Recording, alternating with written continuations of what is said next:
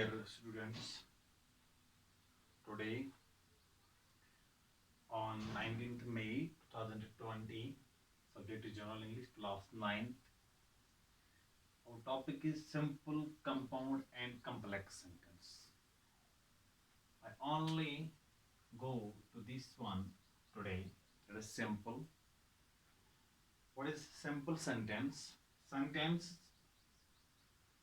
मैंने पहले कहा simple, compound and complex. These are three kinds of sentence. And the sentence are of three kinds according to their structure. उनका structure यानी subject जिसमें आता है, verb जिसमें आता है, object जिसमें आता है, वो different होता. इसके तीन किस्म हैं. तो a sentence सबसे पहले हमें कि simple sentence क्या है? A sentence which has only one subject.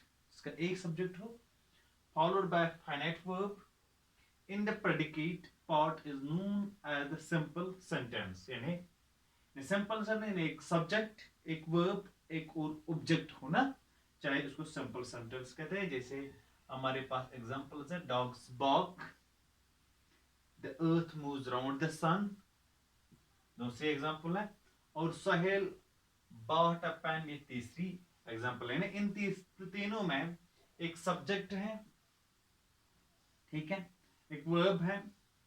ये यहाँ पे अगर हम देखेंगे सब्जेक्ट, वर्ब और ऑब्जेक्ट, ठीक है, तीनों हैं इसमें. तो इन द अबव सेंटेंस, जो तीन सेंटेंस मैंने मेंशन किए हैं, इनमें क्या सब्जेक्ट है? पर उसको डॉग्स जो है that is subject, the earth ये सब्जेक्ट है, ये भी सब्जेक्ट है, ये भी सब्जेक्ट है. सोहेल या हर्षा जो भी लिखोगे नाम, तो ये भी सब्जेक्ट है. Are used as the subject in these sentences. यानी ये जो तीनों नाम है ये subjects कहलाए गए. तो इन द अब predicate की बात जो होती है, जो predicate की बात हम करते हैं, the predicate part of the sentence begins with the verb. जैसे यहाँ पे है ना, यानी begins with the verb. यहाँ पे ये जो predicate part होता है एक sentence का, begins with the verb. The verbs in the predicate parts are finite verbs as they show tense. यानी इनसे हमें tense मालूम है. ये present tense में है, past tense में है, future tense में ये मालूम पड़ता है. अब simple को हम कैसे compound में यानी convert करते हैं, conversion कैसे करते हैं, कैसे complex में convert करते हैं. तो सबसे पहले हमारा जो sentence है, अगर हम लिखेंगे He was honored by his honesty. He was honored by his honesty. तो अगर हम कंपाउंड बनाएंगे तो कल मैं बताऊंगा कंपाउंड क्या है, इसलिए मैंने थोड़े से सेंटेंस यहाँ पे लिखे हैं. तो he was honored for his honesty. अगर हम इसको कन्वर्ट करेंगे कंपाउंड में तो हम लिखेंगे, क्योंकि वहां पे कंपाउंड सेंटेंस में जब हम बनाएंगे तो एक कंजक्शन यानी एक जोड़ जो हमें जो ज्वाइंट वर्ड जो होता है वो हमें इस्तेमाल करना पड़ता है.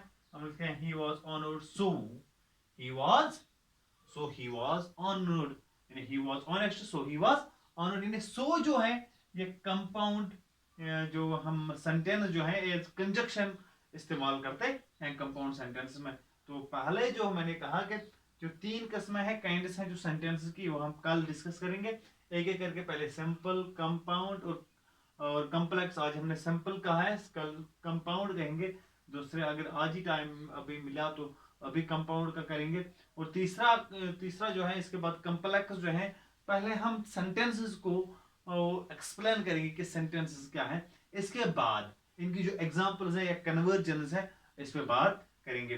तो इसके बाद दूसरा जो सिंपल सेंटेंस है, taking his gun he shot at the bird. Taking his gun he shot at the bird. अगर हम कंपाउंड में इसको कन्वर्ट करेंगे तो हम लिखेंगे he took his gun and shot at the bird. यानी यहाँ पे जो कंजक्शन इस्तेमाल हुआ है that is and. तो इसके बाद तीसरा जो है हम लिखेंगे you must work hard to pass the examination. You must work hard to pass the examination. इसको कन्वर्ट करेंगे अगर कंपाउंड में तो हमें लिखना है you must work hard, और यानी और जो है यहाँ पे वर्ड है ये कंजक्शन का काम करता है. You will not pass in the examination. So आज जो हमारा जो टॉपिक था वो है सिंपल सेंटेंस. क्या है? सिंपल सेंटेंसेस जो आज हमने डिस्कस किए हैं।